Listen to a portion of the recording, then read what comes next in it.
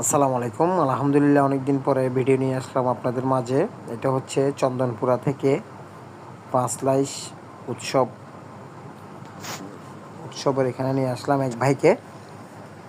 তো ওনার ভাড়া আসছে ৬২ টাকা। আসলে অনেকে ভাঙতি টাকা থাকলে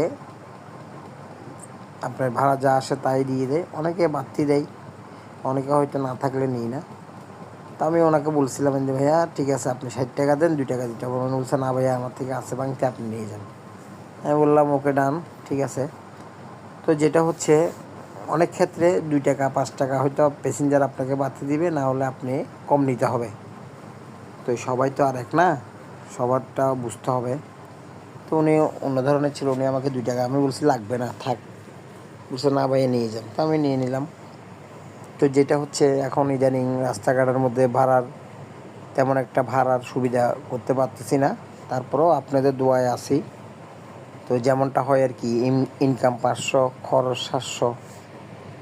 তো এই নিয়ে আসি আপনাদের দোয়ায়। তো সামনে আরও আমার ভিডিও দেখতে পাবেন আপনারা, আমাকে একটু সাপোর্ট করে যাবেন। আসসালামু আলাইকুম ওয়া রাহমাতুল্লাহি ওয়া বারাকাতুহু।